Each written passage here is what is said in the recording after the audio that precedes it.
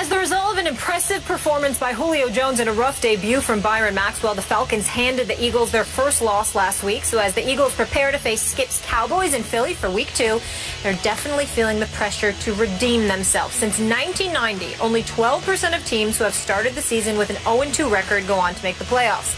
And even if Philadelphia does win this week, only 41% of teams who have started off 1-1 have reached the postseason under the current playoff format.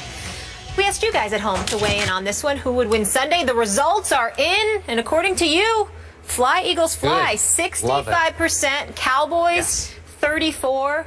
I'm taking the Cowboys, Skip, 28-24. I don't know if you like that or not. That's what I'm going with. Uh-oh, now I'm in big trouble. Why? Jinx. I'm good. I don't like either of you right now. I'm good luck.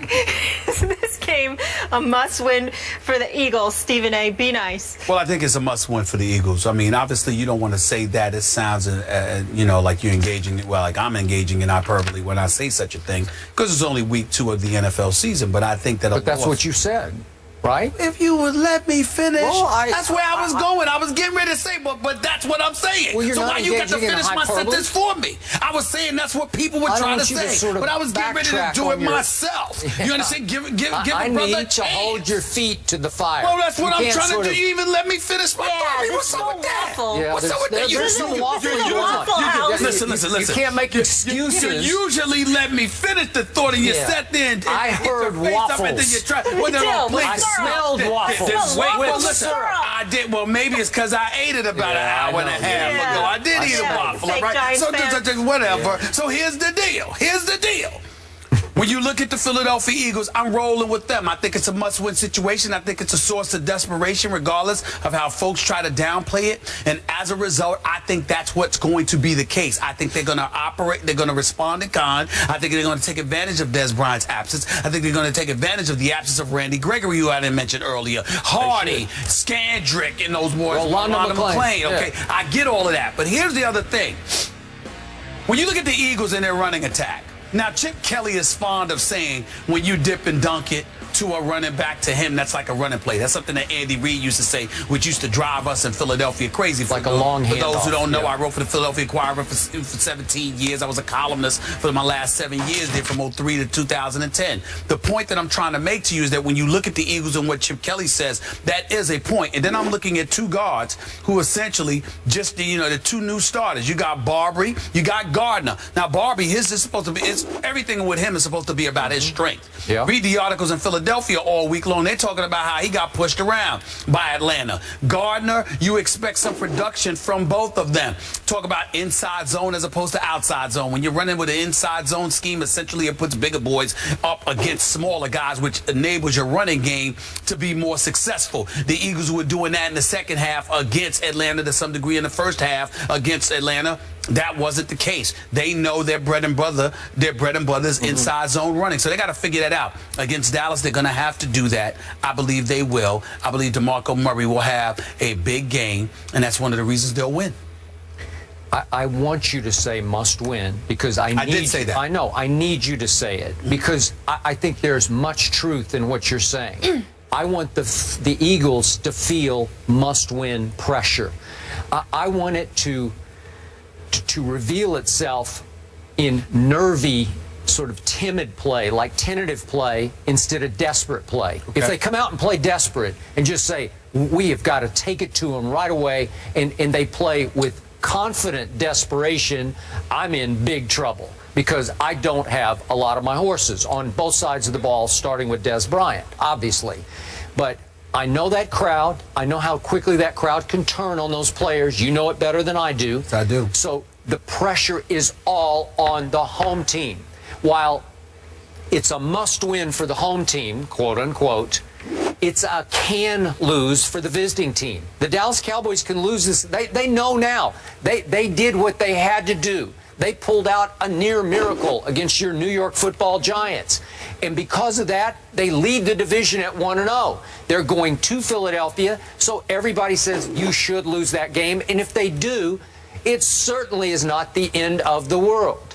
They have Atlanta coming to Dallas. I think they can win at Jerry World against Atlanta. And if they could just go 2-2 through the first 4 games, they'd be afloat when you'd start to get these studs back, and then you could make your stretch run. So this is a can lose as opposed to a must win.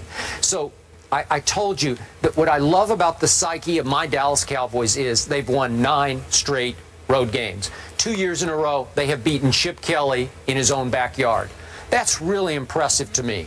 So they are going to go in with some confidence, even though they know they're overmatched. You know they will. I don't think the Dallas Cowboys believe they're overmatched. I believe next man up, and they think they've got a deep enough squad, a squad with enough depth, that they're going to be able to overcome the absence of some individuals, even somebody as prolific as Des Bryant, no question about it. And we're going to see what Byron Maxwell does to make up for his anemic performance against Julio Jones in the first half of Monday night's game, even though in the second half, even though Julio Jones only caught 1 pass, it was for 44 yards, setting up a winning field goal. But the combination of him and Walter Thurman III, we'll see what they do. Another person that I'm keeping my eyes on is the rookie, Aguilar, okay, because he was only targeted twice in his defense. Stage was too big. But he was only targeted twice. I know. He only had 1 reception for 5 yards, but he was only targeted twice. And Chip Kelly says he was open on several occasions, but Sam Bradford elected to go to a different receiver.